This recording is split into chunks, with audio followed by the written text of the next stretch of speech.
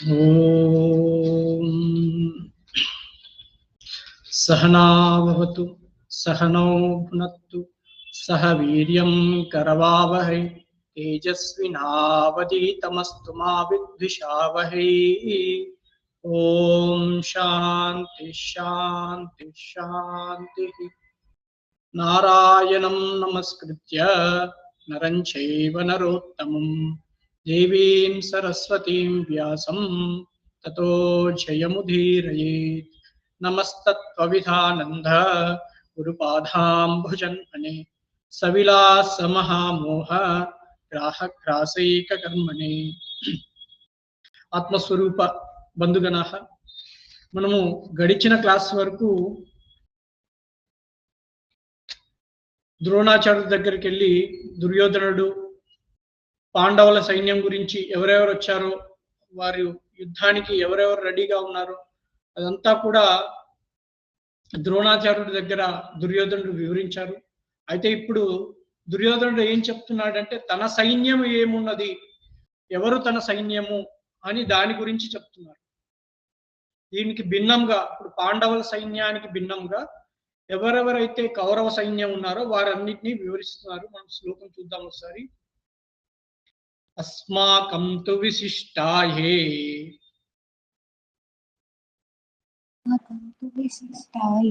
అస్మాకం తు విశిష్టాయే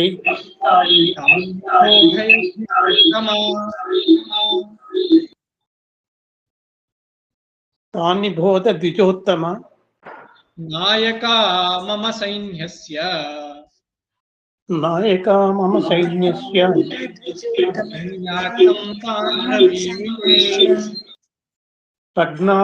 సంజ్ఞార్థం తాన్ అబ్రవీతే ప్రమీతే ప్రవీమితే అబ్రవీమితే.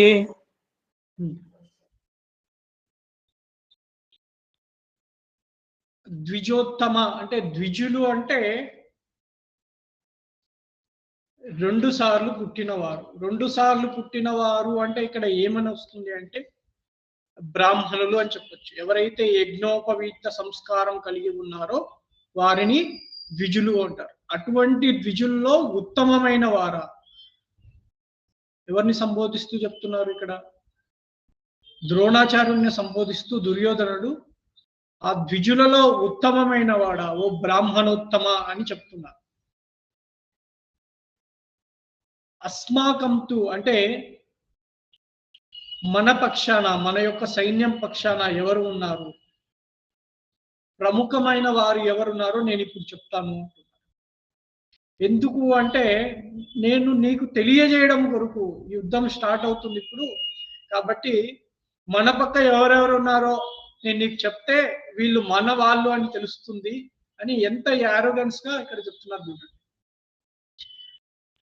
Actually కౌరవులు పాండవులు వీళ్ళిద్దరు కూడా ద్రోణాచార్యుడి దగ్గర చదువుకున్న వాళ్ళే. ద్రోణాచార్యుడికి అంతా తెలుసు.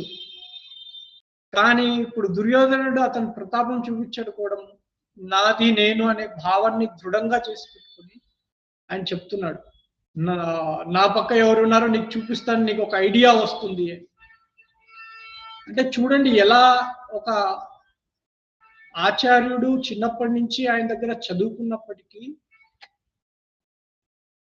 ఆయనకే ఈయన చెప్తున్నాడు, ఇంకా నా వైపు ఎవరెవరు ఉన్నారు, వీళ్ళందరూ ఉన్నారు, నేను నీకు ఒకసారి చెప్తే నువ్వు గుర్తు పెట్టుకుంటావు అంటే. మన లోపల వచ్చే మనస్సులోని భావనలు అవి కూడా ఇలాగే ఉంటాయి. అహంకారం ఏం చేస్తుందంటే మనస్సును తన ఆధీనంలో పెట్టుకుంటుంది. ఎప్పుడైతే మనస్సును అహంకారం ఆధీనంలో పెట్టుకుందంటే అప్పుడు మన ఆలోచనలు ఎలా ఉంటాయి అంటే చాలా భిన్నంగా ఉంటాయి. ప్రతిదీ కూడా నేను నాది అనే భావంతోనే మనం చూస్తూ ఉంటాం. ఇక్కడ సేమ్ థింగ్ ఇక్కడ దుర్యోధనుడు చేస్తున్నాడు. నా సైన్యము నా వాళ్ళు, నేను గెలుస్తాను అన్న భావంతో ఆయన ఆచార్యుడికి ఎవరెవరు ఉన్నారు నా సైన్యంలో నేను నీకు తెలియజేస్తాను, వీళ్ళంతా కూడా ఎంతో గొప్పవారు, నేను నీకు ఒకసారి చెప్తాను విను అని ఆయనతో చెప్తున్నారు. మనం కూడా మన మన మన లోపల మనం చెక్ చేసుకుంటే మన మనస్సు అహంకారంగా ఉందా లేకపోతే శాంతంగా ఉందా చూసుకోవాలి. ఎప్పుడైతే మన మనస్సు అహంకారముతో ఉన్నప్పుడు ఇలాంటి ఆలోచనలే వస్తాయి మన మనసు. అహంకారం మనస్సును ఓవర్లాప్ చేసేస్తుంది. ఆ అహంకారం ఎలా అంటే మనసులో వచ్చే ఆలోచనలు, మంచి ఆలోచనలు కూడా పక్కకు త్రోసిపుచ్చేసి అహంకారపూరితమైన ఆలోచనలు మన మనస్సులో పెట్టేస్తుంది. ఎంతసేపు నేను నాది అనే భావన. ఈ భావన ఏం చేస్తుందంటే మనిషిని చాలా బంధించబడి పెడుతుంది. నేను నాది, ఒక వస్తువు పట్ల నాది, శరీరం పట్ల నేను, వ్యక్తుల పట్ల నా వాళ్ళు, ఈ భావన అంతా కూడా మనిషిని చాలా ఇబ్బంది పెట్టేస్తూ ఉంటుంది. వస్తువుల పట్ల ఉందనుకోండి, దాని నుంచి ఎలాగో అలా బయటపడచ్చు. సపోజ్ ఈ వస్తువు, ఈ మొబైల్ ఫోన్ నాది అని అనుకుంటా. ఈ వస్తువు కాసేపు ఉంటుంది, ఇది ఎప్పుడో పని చేయడం మానేస్తుంది.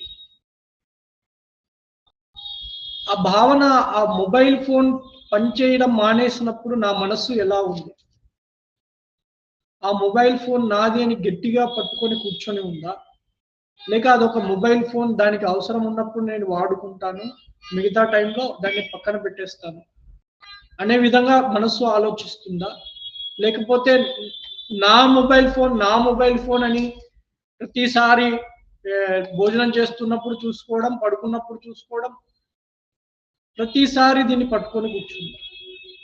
ఒకవేళ ప్రతిసారి మనసు పట్టుకొని కూర్చుంది అనుకోండి, దానికి బెంగ, భయము, బాధ ఇవన్నీ అనుభవానికి వస్తాయి. అలా కాకుండా దానికి భిన్నంగా ఇదొక మొబైల్ ఫోన్, ఇదొక వస్తువు, ఎంతవరకు అవసరమైతే అంతవరకు నేను యూజ్ చేస్తాను అని నేను అనుకున్నాను. ఇది ఉన్నా లేకున్నా కూడా నా మనసు చాలా శాంతంగా ఉంటుంది.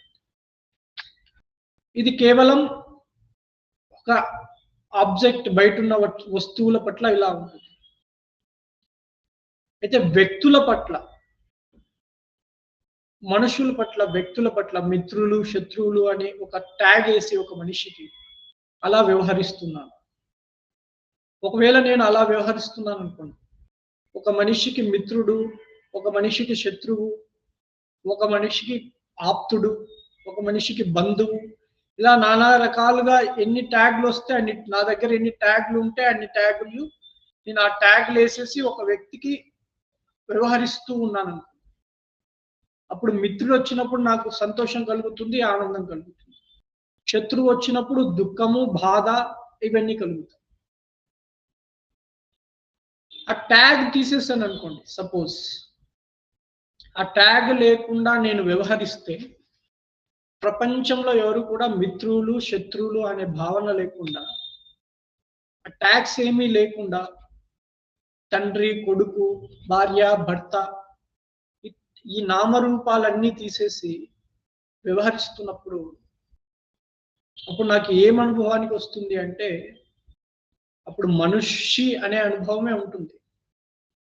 ఇతను ఫలానా, ఈవిడ ఫలానా అనే ఈ నామరూపాలకు అతీతమైన, ఇప్పుడు సపోజ్ బంగారం ఉందనుకోండి, బంగారము నేను నెక్లెస్, నేను ఉంగరము, నేను బ్రాస్లైట్ అని అనుకుంటుందా, లేకపోతే నేను బంగారము అని అనుకుంటుందా? ఒకవేళ బంగారము నేను నెక్లెస్ అనే భావనతో ఉంది అనుకోండి, మీరు ఆ నెక్లెస్ కరిగించి ఓ ఉంగరమో ఒక బ్రాస్లెట్ చేయగానే ఆ బంగారానికి ఏమనుభవానికి వస్తుంది? ఒక భయము, బాధ, బెంగ ఇలాంటి అనుభవాలు ఆ బంగారానికి వస్తాయి. కానీ ఆ బంగారము నేను బంగారము అని అనుకునేది అనుకోండి, అప్పుడు ఏ అనుభవం ఉంటుంది? అది రింగ్ అయినా, బ్రాస్లెట్ అయినా, నెక్లెస్ అయినా ఆ బంగారానికి ఎటువంటి మార్పులు లేవు అని తన స్వరూపం ఏదైతే ఉందో, బంగారమే నా స్వరూపము అని ఆ బంగారం సపరేట్ గా తెలుసుకోకుండా అవసరం లేదు. అది నేను బంగారం అని తెలుసుకొని ఉంది ఆల్రెడీ.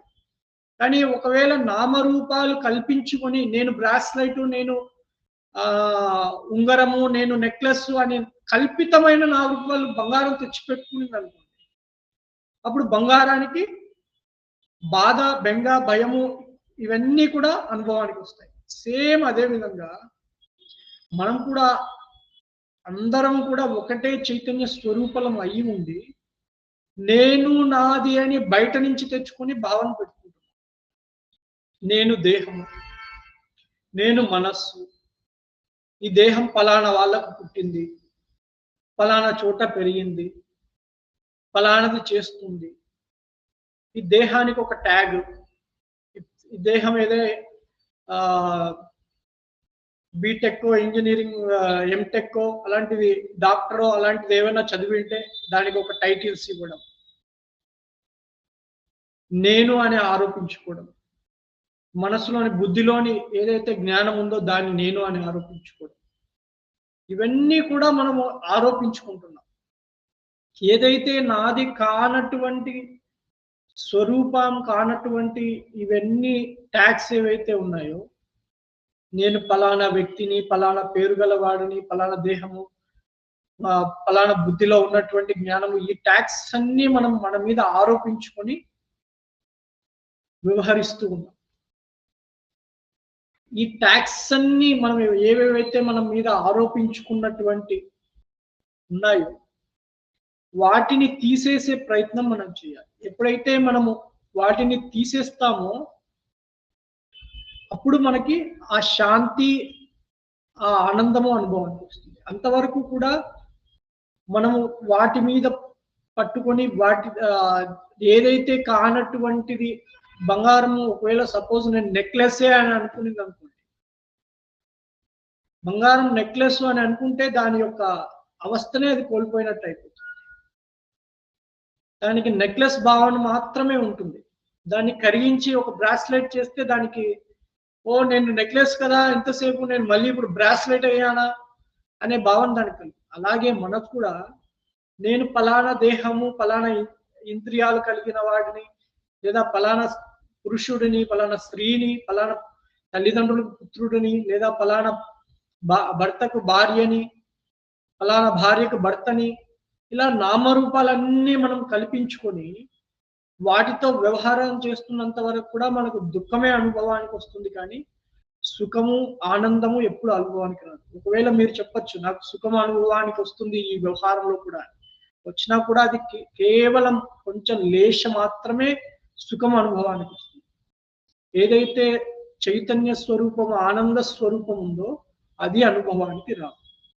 అయితే అది అనుభవానికి రావాలి అంటే ఈ నామరూపాలన్నిటి నుంచి వాటినన్నిటిని పక్కన పెట్టి ఏదైతే సచ్చిదానంద స్వరూపం, నిజమైన స్వరూపం ఏదైతే ఉందో దాన్ని పట్టుకునే ప్రయత్నం మనం చేయాలి. ఎప్పుడైతే మనం ఆ ప్రయత్నం చేస్తామో అప్పుడు ఇలాంటి ఆలోచనలు మనకు ఉండవు. ఇక్కడ చూడండి, దుర్యోధనుడు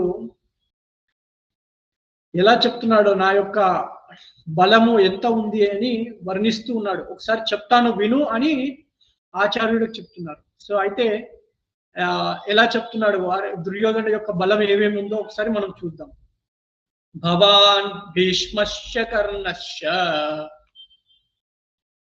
భవాన్ భీష్మశ్చ కర్ణశ్చ, కృపశ్చ సమితింజయః, కృపశ్చ సమితింజయః, అశ్వత్థామా వికర్ణశ్చ, అశ్వత్థామా వికర్ణశ్చ, సోమదత్తేతి తథైవ చ, సోమదత్తైస్తథైవ చ. ఇక్కడ చూడండి ఎలా వ్యవహరించాలో, ఇక్కడ దుర్యోధనుడు ఎలా వ్యవహరిస్తున్నాడో చూడండి. ఆచార్యుడు అక్కడ ఎదురుగా ఉన్నాడు కాబట్టి భవాన్ అనే శబ్దం ఉపయోగించాడు. అంటే మనం ఎవరైనా గొప్ప వాళ్ళని, పెద్దవాళ్ళని సంబోధించేటప్పుడు భవాన్ అని సంబోధిస్తారు. సో ఆ యొక్క సంబోధనతో మొదలు పెట్టారు. మొదటి స్థానం ఆచార్యుడికి ఇచ్చారు. భవాన్ మీరు, అలాగే భీష్ముడు, కర్ణుడు, కృపుడు, ఇంకా అశ్వత్థామ, వికర్ణుడు, సోమదత్తుని కుమారుడు, వీళ్ళంతా కూడా ఉన్నారు మన పక్క అని చెప్తున్నాడు ఆయన. మన సైన్యంలో ఎవరెవరు ఉన్నారు అంటే వీళ్ళందరూ ఉన్నారు. అంటే వీళ్ళందరి మీద ఇప్పుడు ఆధారపడి ఉన్నాడు దుర్యోధనుడు. ఎవరైతే వీళ్ళందరూ నా సైన్యంలో ఉన్నారు అనే ఆయన మనస్సులో ఈ యొక్క దృఢ సంకల్పం బాగా గట్టిగా ఉంది. వీళ్ళందరూ నన్ను రక్షిస్తారు, మీరున్నారు రక్షించడానికి అని ద్రోణాచార్యులు గారు చెప్తున్నారు. మీరు అలాగే భీష్ముడు, కర్ణుడు, కృపణుడు, ఇలా వీళ్ళందరూ కూడా, అశ్వత్థామ, వికర్ణ, వీళ్ళంతా కూడా ఎంతో గొప్ప యుద్ధంలో నైపుణ్యులు. సో వీళ్ళందరూ కూడా నన్ను రక్షిస్తారు అని బాహ్యం మీద ఆధారపడి ఉన్నాడు.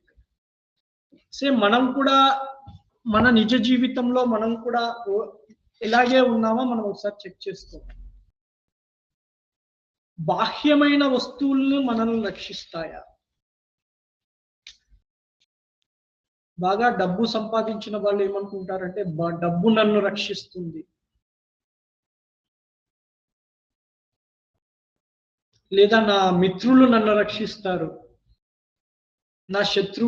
నా మిత్రుడు నన్ను రక్షిస్తాడు, నా వాళ్ళు నన్ను రక్షిస్తాడు అని ఈ భావజాలంలో మనం ఉన్నామా చూసుకోవాలి. సపోజ్ మన కోవిడ్లో మనం చూసాం, డబ్బు ఉన్నవాడు డబ్బు రక్షిస్తుంది అని అనుకుంటే డబ్బు రక్షించలేదు, బంధువులు రక్షించలేదు, పిల్లలు రక్షించలేదు, తండ్రి రక్షించలేదు, ఎవరు రక్షించలేదు. కొందరిని ఆక్సిజన్ రక్షించింది అని చెప్పొచ్చు, కొందరిని ఆక్సిజన్ కూడా రక్షించలేకపోయింది. సో మన మనస్సులో వీళ్ళు రక్షిస్తారు బాహ్యం మీద ఆధారపడి లౌకికులు ఇలా అనుకుంటారు, డబ్బు నన్ను రక్షిస్తుంది, లేదా నేను ఒక అపార్ట్మెంట్ కట్టుకుంటే అపార్ట్మెంట్ రక్షిస్తుంది, లేదా ఫామ్ హౌస్ కట్టుకుంటే ఫామ్ హౌస్ నన్ను రక్షిస్తుంది, లేదా నా కొడుకు నన్ను రక్షిస్తాడు, నా తండ్రి నన్ను రక్షిస్తాడు, నా భార్య నన్ను రక్షిస్తుంది అని అనుకుంటూ ఉంటారు. అయితే దీనికి భిన్నంగా వైదికులు కూడా అనుకుంటారు. వైదికులు ఏమనుకుంటారు అంటే, నేను యాగం చేస్తే ఈ యాగం నన్ను రక్షిస్తుంది, లేకపోతే దేవుడికి నమస్కారం చేస్తే దేవుడు నన్ను రక్షిస్తాడు, బయట ఉన్నటువంటి స్వర్గంలో ఉన్నటువంటి దేవుడు నన్ను రక్షిస్తాడు, యాగం చేస్తే యాగం నన్ను రక్షిస్తుంది, దానం చేస్తే దానం నన్ను రక్షిస్తుంది. నిజంగా వాస్తవానికి చూసుకుంటే తండ్రి రక్షిస్తాడా, కొడుకు రక్షిస్తాడా? ఈ లౌకికులు అనుకునేటటువంటి ఈ డబ్బు, బంగారు ఇవన్నీ రక్షిస్తాయా?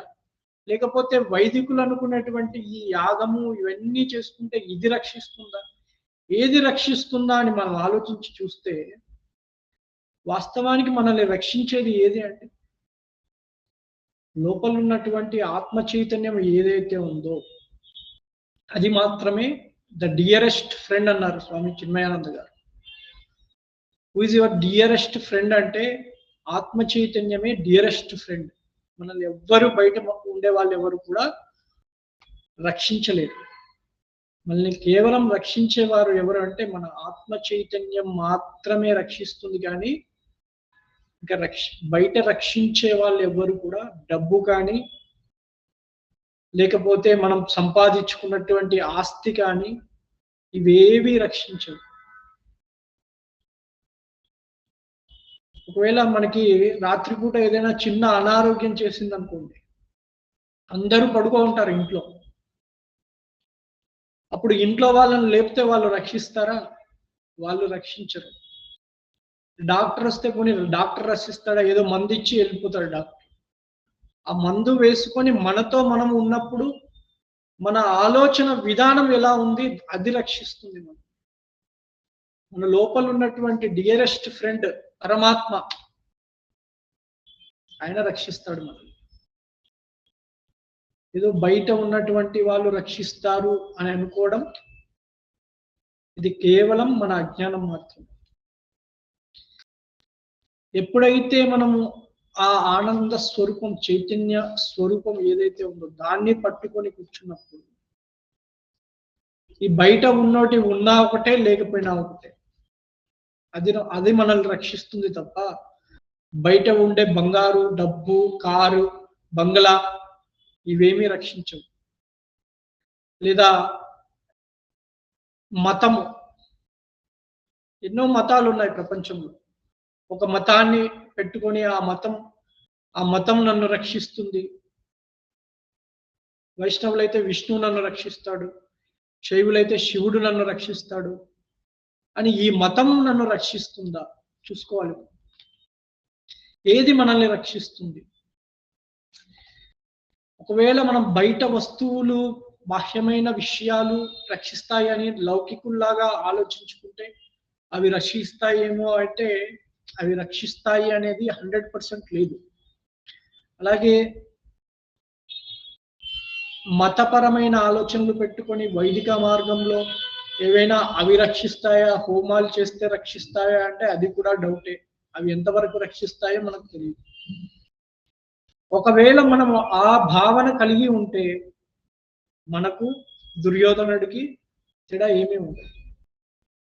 ఎందుకంటే దుర్యోధనుడు కూడా ఇలాగే అనుకుంటున్నాడు కదా, నన్ను భీష్ముడు రక్షిస్తాడు, కర్ణుడు రక్షిస్తాడు, వీళ్ళంతా మన సైన్యం అంతా కలిసి నా కోసం, నెక్స్ట్ రాబోయే శ్లోకంలో చెప్తున్నాడు, నా కోసం వీళ్ళు ప్రాణత్యాగం చేయడానికి కూడా సిద్ధంగా ఉన్నారు. అంటే మన మనస్సు కూడా అలా ఆలోచిస్తుందా చూసుకోవాలి, మనం చెక్ చేసుకోవాలి. ఒకవేళ మన మనస్సు అలా ఆలోచిస్తూ ఉందనుకోండి, మన మనస్సు చాలా ఎలా ఉంది అంటే కలుషితమై ఉన్నది. మన మనస్సు అజ్ఞానంతో కూడుకొని ఇలా ఆలోచిస్తుంది. బయట ఉన్న ఆస్తి నన్ను రక్షిస్తుంది, డబ్బు నన్ను రక్షిస్తుంది, ఫలానా వ్యక్తి నన్ను రక్షిస్తాడు. ఎవరు రక్షించరండి. కేవలం మనం తెలుసుకుంటున్నటువంటి జ్ఞానం ఏదైతే ఉందో, నేను పరమాత్ముడను, ఆత్మ చైతన్య స్వరూపుడను, కానీ నేనేమనుకుంటున్నాను, దేహము, మనస్సు, ఇంద్రియాలు, బుద్ధి ఇది నేను అనుకుని ప్రపంచంలో వ్యవహరిస్తున్నానే అని దాన్ని పక్కన తీసిపెట్టి ఈ దేహము నేను కాదు, దేహము నేను అని అనుకోవడం ఒక భ్రాంతి, ఇది అజ్ఞానము అని ఎప్పుడైతే నేను గ్రహిస్తానో అప్పుడు ఏమవుతుంది అంటే దేహము పట్ల ఆ యొక్క మమకారం, నా దేహము, నేనే దేహము అనేటువంటి అహంకార మమకారాలు ఏవైతే ఉన్నాయో అవి దూరం. సేమ్ థింగ్ విత్ దీంట్లో కూడా, ఇంద్రియాలతో కూడా. ఒకవేళ దేహము నేను కాదు, ఇంద్రియాలు నేను అనే భావన, ఇంద్రియాలు ఏవేవైతే భోగించాలనుకుంటున్నాయో అవి భోగించినప్పుడు నాకే సంతోషం కలిగిందా అన్నట్లు నేను ఉన్నాననుకోండి, అప్పుడు ఏమవుతుందంటే ఇంద్రియ వ్యవహారం యొక్క ఆనందము, ఇంద్రియాలు భోగించే వాటి యొక్క ఆనందం ఏదైతే ఉందో అది నాది అని నేను ఆరోపించుకుంటున్నాను.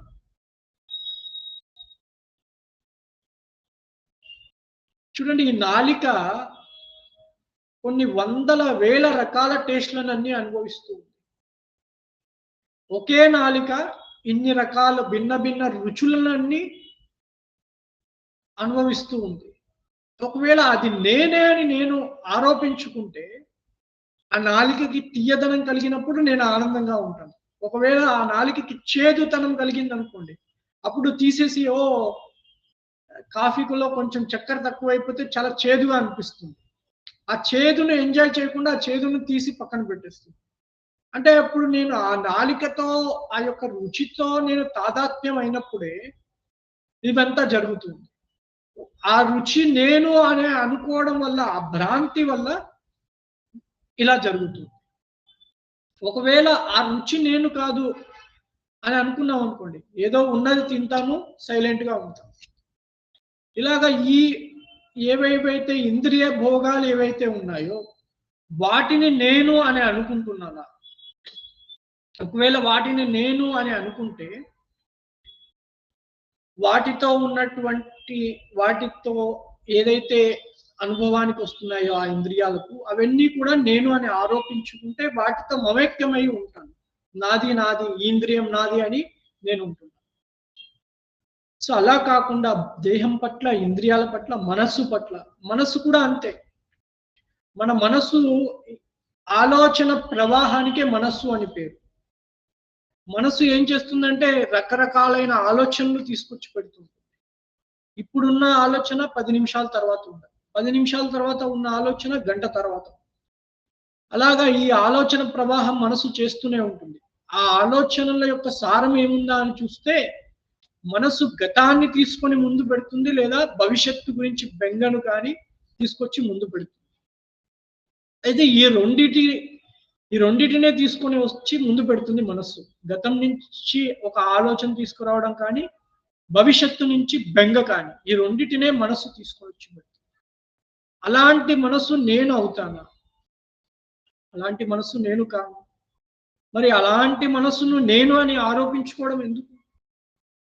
ఒకవేళ అలా ఆరోపించుకుంటే, నేను అని ఆరోపించుకుంటే, నా మనస్సుకు వచ్చే దుఃఖం అంతా కూడా నా దుఃఖం, నేనే మనస్సు అని ఆ మనస్సుతో తాదాత్మ్యం చెంది ఆ దుఃఖాన్నంతా అనుభవిస్తూ ఉంటాం. అలా కాకుండా మనస్సును నేను సాక్షిగా చూశాననుకో, మనసులో ఈ ఆలోచన వచ్చింది, ఉంటుంది, వెళ్తుంది, పోతుంది, ఇంకో ఆలోచన వస్తుంది, పోతుంది. ఇలాగ ఎప్పుడైతే నేను మనస్సును సాక్షిగా చూడడం మొదలు పెడితే అప్పుడు మనసులోన ఆలోచన మనసుదే అవుతుంది కానీ నాది అవ్వదు. సో ఈ విధంగా మనం దేహం పట్ల, మనస్సు పట్ల, ఇంద్రియాల పట్ల, వీటన్నిటి పట్ల ఇవి నావి అని కాకుండా వీటిని సాక్షిగా చూసే ప్రయత్నం మనం చేయాలి. ఎప్పుడైతే మనము వీటిని సాక్షిగా చూసే ప్రయత్నం మనం చేస్తామో అప్పుడు మనకు ఏవి మనల్ని బంధించవు, బాధ పెట్టవు. ఆ చూడడం, సాక్షిగా చూడనంత వరకు కూడా దేహానికి ఏదో అయితే నాకేదో అయిపోయిందని, మనసుకి ఏదో ఆలోచనలు తీసుకొచ్చి, అంటే మనస్సుతో సుఖ దుఃఖాలు ఉంటాయి, ఆ సుఖ దుఃఖాలు నావి అని, అలాగే బుద్ధితో ఆరోపించుకొని బుద్ధిలో ఏవో ఒక శబ్దజాలం ఉంటుంది. ఆచార్యుల వారు వివేక చూడమనిలో చెప్తారు, శబ్దజాలం మహారణ్యం చిత్త భ్రమర కారణం. ఎంతో అన్ని కంఠస్థం చేసి ఆ బుద్ధిలో పెట్టుకోవడం, ఆ బుద్ధిలో ఉన్నటివి నావి అని, ఆ బుద్ధి నేనే అని, దాని మీద ఒక మమకారం పెట్టుకొని ఒక ఈగో డెవలప్ చేసుకోవడం. దేహము, మనస్సు, ఇంద్రియాలు, బుద్ధి, ఇవన్నీ కూడా వీటి పట్ల నేను ఎలా వ్యవహరిస్తున్నాను? నేను సాక్షిగా ఉంటున్నానా, లేకపోతే వాటితో తాదాత్మ్యం చెంది ఉన్నాను? ఒకవేళ వాటితో తాదాత్మ్యం చెంది ఉంటే ఇక్కడ దుర్యోధన పరిస్థితి, నా పరిస్థితి రెండు ఒకటే అవుతాయి. ఎందుకంటే దుర్యోధన అనుకుంటున్నాడు ఇక్కడ భీష్ముడు నన్ను రక్షిస్తాడు, కర్ణుడు నన్ను రక్షిస్తాడు, మీరున్నారు, మీకంటే మీరు మా అందరికీ విలువిద్య నేర్పిన వారు, కాబట్టి మీరు నన్ను రక్షిస్తారు, మన సైన్యం అంతా వీళ్ళందరూ ఉన్నారు, వీళ్ళందరూ మనల్ని నన్ను రక్షిస్తారు, నేను రాజయ్యి కూర్చుంటాను. నెక్స్ట్ శ్లోకం చెప్తాను. ఇంకా ఎవరెవరున్నారు అంటే చెప్తున్నారు, అన్నే చభావ సూరాహ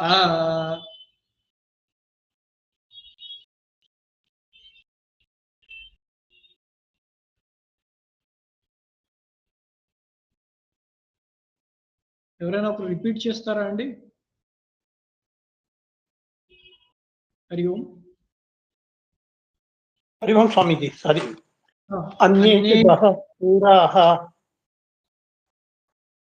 మదర్తే తక్త జీవితాః మదర్తే తక్త జీవితాః నానా శస్త్ర ప్రహరణాః నానా శస్త్ర ప్రహరణాః సర్వే యుక్త విశారదాః సర్వే యుద్ధ విశారదా. ఇంకా ఎవరెవరు ఉన్నారంటే అన్యేచ బహవ సూరాహ, వీళ్ళంతా కూడా చాలా మంది ఉన్నారు. వీళ్ళందరూ ఎలాంటి వారు అంటే యుద్ధ విశారదాహ, యుద్ధంలో ఎలా అంటే వీళ్ళు పోటీ చేస్తే, ఈ సైన్యంలో వీళ్ళు యుద్ధం చేస్తే ఆ యుద్ధంలో వీళ్ళకి సాటి ఎవరు లేరు. అలాగా యుద్ధంలో యుద్ధాన్ని జయించగలరు. ఇంతకు ముందు వీళ్ళు చాలా యుద్ధాలు చేస్తుంటారు కాబట్టి ఆ యుద్ధాలన్నీ గెలిచిన వారు అయ్యి ఉంటారు అని అనుకోవచ్చు. వీళ్ళందరూ కూడా నానా శస్త్ర ప్రహరణ, ఒకరి చేతిలో ఖడ్గం ఉంటుంది, ఒకరి చేతిలో బాణం ఉంటుంది. ఇలాగా నానా రకాలు ఏవేవైతే ఉన్నాయో అటువంటి ఆయుధాలన్నీ కూడా వీళ్ళ చేతిలో ఉన్నాయి.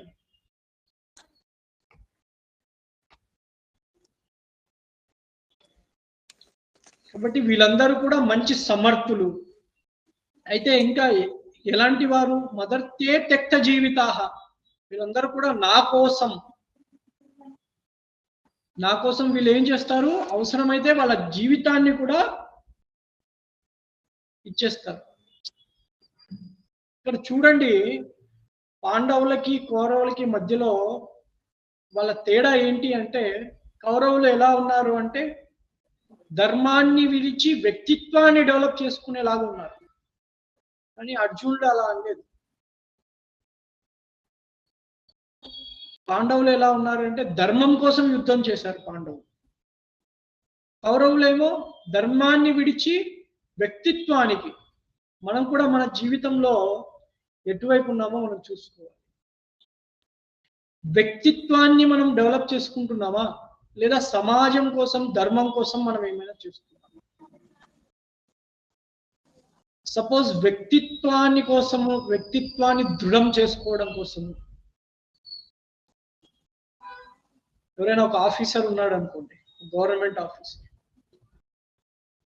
ఆయన వ్యక్తిత్వం కోసం నాకు డబ్బులు ఎక్కువ వస్తుంది, హయ్యర్ పొజిషన్ పొందాలి అని అనుకున్నాడు. ఆ డబ్బు కోసం ప్రయత్నం చేస్తున్నాడు. అలా చేసే గవర్నమెంట్ ఆఫీసర్ అంటే ఎలా ఉంటుంది? లంచం తీసుకొని వ్యక్తిత్వాన్ని డెవలప్ చేస్తూ ఆపితే ఎవరికి నచ్చదు. అలా కాకుండా అదే ఆఫీసరు తన వ్యక్తిత్వాన్ని పక్కన పెట్టి సమాజ సేవ చేయాలి. నేను ఇలా గవర్నమెంట్ ఆఫీస్లో ఉన్నాను కాబట్టి నేను సమాజ సేవ చేయాలి, నాకు చెప్పిన పని నేను చేయాలి అని చక్కగా టైంకి వెళ్ళి వస్తున్నారనుకోండి, అది ధర్మం కోసం చేసినట్లు. అలాగే మన జీవితంలో మనము ధర్మం కోసం చేస్తున్నామా, లేదా వ్యక్తిత్వ నిర్మాణం కోసం చేస్తున్నామా? ఏ పని చేసినప్పటికీ, స్కూల్లో టీచర్ అవ్వచ్చు, లేదా ఒక లాయర్ అవ్వచ్చు, డాక్టర్ అవ్వచ్చు, ఇంజనీర్ అవ్వచ్చు. స్వధర్మాన్ని మనము పాటిస్తున్నామా, లేదా మనము ధర్మాన్ని విడిచి వ్యక్తిత్వాన్ని డెవలప్ చేసుకోవడం కోసం, నా స్వార్థం కోసం, నా కుటుంబం కోసం అని ప్రాకులాడుతుంది. ఎప్పుడైతే మనము వ్యక్తిత్వాన్ని డెవలప్ చేసుకుంటే అది అసూరి గుణం అవుతుంది. ఆ వ్యక్తిత్వాన్ని పక్కన పెట్టి మనం సమాజానికి ఏమైనా చేయగలమా మనం చూస్తాం. ఇక్కడ కౌరవులు చేసింది ఏంటి అంటే, దుర్యోధనుడు ధర్మాన్ని పక్కన పెట్టి వ్యక్తిత్వానికి వెళ్తున్నాడు. వ్యక్తిత్వానికి వెళ్ళి అవసరమైతే వాళ్ళు నా కోసం జీవితాన్నే త్యాగం చేస్తారు. మదర్తే త్యక్త జీవితాహ అంటున్నారు.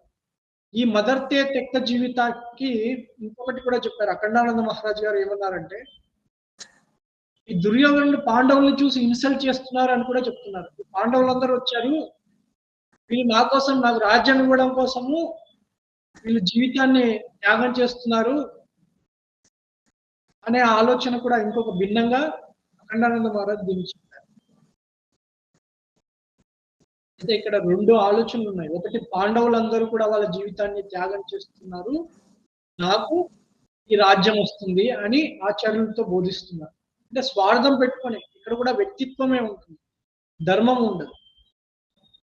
లేక ఒకవేళ ఈ ఇప్పుడు సమావేశమైనటువంటి ఈ వీళ్ళ పక్క యుద్ధం చేసే వాళ్ళు కౌరవుల పట్ల కౌరవుల సైన్యంలో ఉన్నటువంటి వాళ్ళు వీరందరూ కూడా త్యక్త జీవిత మదర్తే, నా కోసము వీళ్ళు జీవితాన్ని కూడా త్యాగం చేయొచ్చు. అలాగా రెండు అభిప్రాయాలు ఉన్నాయి.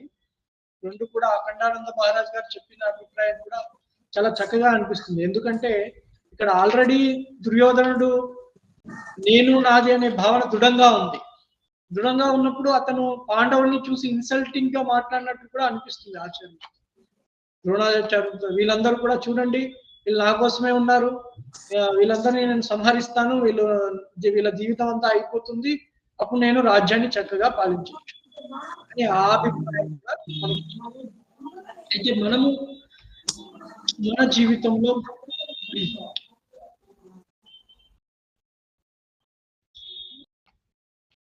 మనం వ్యవహరించేటప్పుడు మనం ఎలా వ్యవహరిస్తున్నామో మనం చూసుకోవాలి. ఈ శ్లోకాన్ని మనము మన జీవితంలో మనం అన్వయించుకోవాలి. ఎప్పుడు నేను నాది అనే ఆ అహంకార మమకారాలు ఏవైతే ఉన్నాయో వాటిని పట్టుకొని కూర్చుంటే నాకు గోల్ ఏముంటుంది? అప్పుడు నాకు మనందరిది కూడా ఆత్మస్వరూపం తెలుసుకోవాలి అని గోల్ పెట్టుకున్నప్పుడు నేను నాది అనే భావన పెట్టుకున్నాం అనుకోండి. నేను నాది అనే భావన సుఖ దుఃఖాలు, రాగద్వేషాలు. ఈ నేను నాది అనే భావన తీసేస్తే సుఖ దుఃఖాలు లేవు, రాగద్వేషాలు లేవు. ఉన్నది కేవలం పరమాత్మ చైతన్యం మాత్రమే. అందరి పట్ల ప్రేమగా వ్యవహరిస్తూ ఉంటాం. అలా కాదు అని నేను నాది అనే భావన పెట్టుకొని మనం వ్యవహరిస్తూ ఉంటే మనం ఈ సంసార చక్రంలో తిరగక తప్పదు. కాబట్టి మనం ఏం చేయాలంటే ఇక్కడ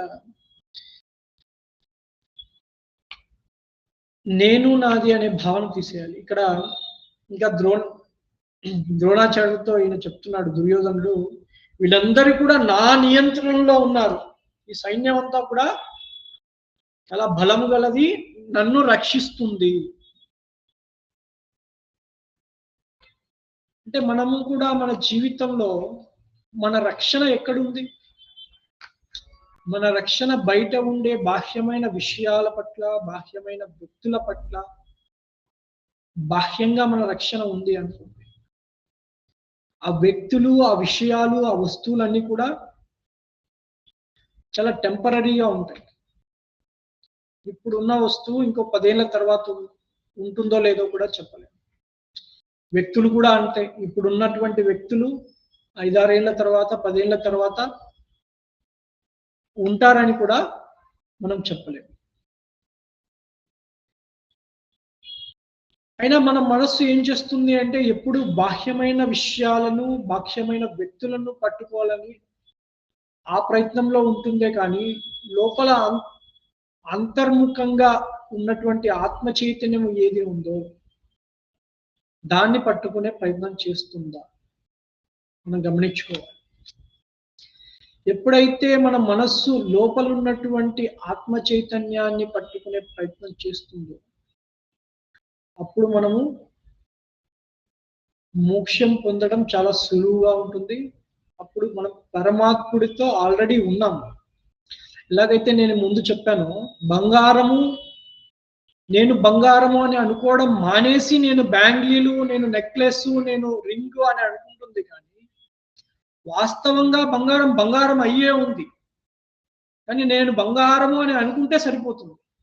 అదేవిధంగా మనము కూడా నేను దేహము, నేను ఇంద్రియాలు, నేను ఫలానా వాడికి పుత్రుడును, నేను ఫలానా వాడికి భార్యను, నేను ఫలానా ఆవిడికి భర్తను అని అనుకుంటుందే కానీ దీనికి భిన్నంగా దీన్ని తీసేసి ఇవన్నీ నేను కాదు అని ఎప్పుడైతే నేతి అని త్రోసిపుచ్చిందో, ఏదైతే మిగిలి ఉందో అది ఆల్రెడీ స్వతసిద్ధమై ఉన్నది. బంగారం తాను బంగారం అని సపరేట్ గా అనుకోవాల్సిన పని లేదు. నేను నెక్లెస్, నేను ఉంగరము, నేను బ్యాంగిలు అని అనుకోవడం మానేస్తే సరిపోతుంది.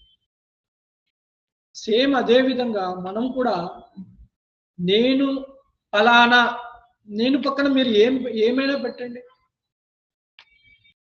నేను పక్కన మీరు ఏమి పెట్టినా కూడా అది పరిచ్ఛిన్నమైనది, చాలా అల్పమైనది. నేను పక్కన ఏది లేకుండా ఉంటుంది అనుకోండి, కేవలం శుద్ధమైన నేను ఉంటే దాన్ని గోల్డెన్ లెటర్స్తో రాయొచ్చు. నేను పక్కన ఏం పెట్టినా కూడా గోల్డెన్ లెటర్స్లో నేను ఉన్నా కూడా దాని పక్కన ఏదైనా పెట్టామనుకోండి దాని వాల్యూ లేదు. మంచి గోల్డెన్ లెటర్స్తో నేను అని రాసుకొని మీరు ఒక పెద్ద ఇది గోల్డెన్ లెటర్స్తో ఒక పెద్ద ఫ్రేమ్ కట్టించారనుకోండి, దాని పక్కన నేను పలానా వ్యక్తిని, నేను పలానా పేరు గలవాడిని, నేను పలానా పుత్రుడిని, నేను పలానా తండ్రిని, నేను పలానా భార్యను, నేను పలానా భర్తను అని పెట్టారనుకోండి, ఆ నేనుకు వాల్యూ ఎంత అంటే 0. అదే నేను పక్కన ఏమీ లేదనుకోండి, శుద్ధమైన నేను ఎరుకగా ఉన్నాను, నేను పక్కన ఏమీ లేదు అంటే ఆ చైతన్య స్వరూపంలో మీరే ఆ పరమాత్మ. కానీ మన మనస్సు ఏం చేస్తుంది, అలా నేనుగా ఉండిస్తుందా అంటే అది ఉంచదు.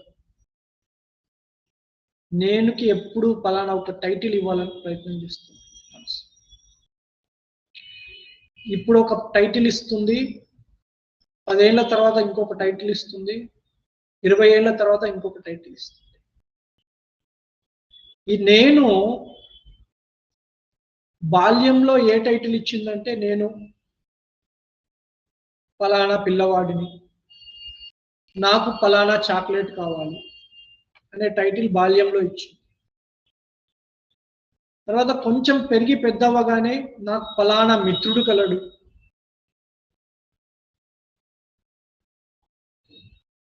నాకు పలానా శత్రువు కలడు, నేను పలానా భర్తను, నేను పలానా భార్యను. ఇలాగా ఈ నేను ఏం చేస్తుందంటే 5వ ఏటున్న నేను టైటిల్స్ ఇచ్చింది వేరే, 25వ ఏట టైటిల్స్ ఇచ్చింది వేరు, 50వ ఏట టైటిల్స్ ఇస్తున్నది వేరు, 60వ ఏట టైటిల్ ఇచ్చింది వేరు. ఇలా నేను పక్కన టైటిల్స్ మారుతున్నాయే కానీ నేను మారట్లేదు. నేను అలాగే ఉంది, కానీ 5వ ఏట నేను పక్కన టైటిల్ మారింది, 10వ ఏట టైటిల్ మారింది, 20వ ఏట టైటిల్ మారింది, 30వ ఏట టైటిల్ మారింది, 60వ ఏట టైటిల్ మారింది. 5వ ఏట నేను పలానా తాతను అనే టైటిల్ 5వ ఏటలో లేదు, నేను పలానా పుత్రుడున అనే టైటిల్ ఉంది. కానీ 60 ఏళ్ళు దాటేసరికి అయిపోయింది, నేను పలానా తాతను, నేను పలానా మామను, నేను పలానా తండ్రిని. ఇలాగా ఈ టైటిల్స్ అన్నీ కూడా ఈ గడిచిన జీవితంలో మనం చాలా మారుస్తూ ఉన్నాం సమయానుకూలంగా. ఎలాగైతే నటుడు రకరకాల వేషాలు వేసి నటిస్తూ ఉంటాడో డ్రామాలో, ఒక రాజుకు ఒక కళ వచ్చింది. ఆ కళలో ఆ రాజు భిక్షగాడిలాగా ఉన్నాడు. కళ నుంచి లేవగానే రాజు నేను భిక్షగాడిని అని అనుకోడు, నేను రాజును అని అనుకుంటాడు.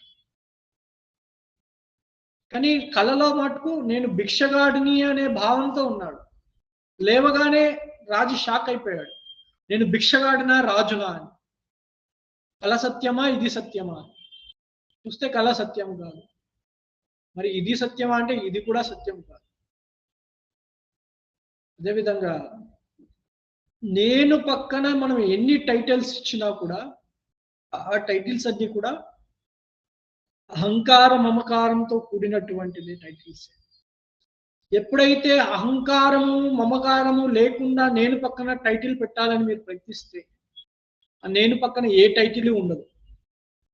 ఎందుకంటే నేను పలానా అనేది ఉండదు, కేవలం శుద్ధ ఆత్మ చైతన్యం మాత్రమే ఉంటుంది. దాని పక్కన మీరు ఏమీ పెట్టలేరు, ఎందుకంటే అది అంతటా వ్యాపించి ఉన్నది, అది సర్వము అందరిలోనే ఉంది, చెట్టులోను, పుట్టలోను, చీమలోను, సకల మానవుల్లోను, ఈ విశ్వాన్ని నడుపుతున్నటువంటి ఆ దైవ శక్తిలోను అందరిలోనూ ఉన్నది కేవలం ఆ ఆత్మస్వరూపం. కానీ ఆ ఆత్మస్వరూపాన్ని మరచి మనం ఏం చేస్తున్నామంటే ఈ నేను నాది అనే భావనలో మనం ఉన్నాం. సో కాబట్టి ఇక్కడ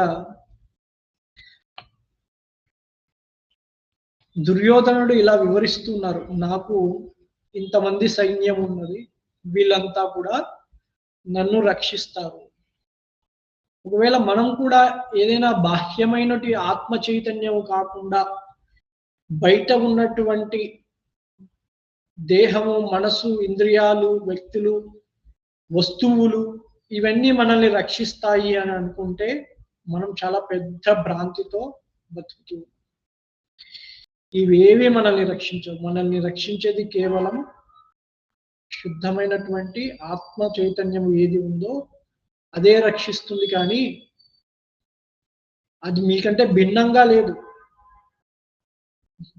ఆత్మ చైతన్యము నేను సపరేట్ గా లేవు, నేనే ఆత్మ చైతన్యము, అది మాత్రమే రక్షిస్తుంది.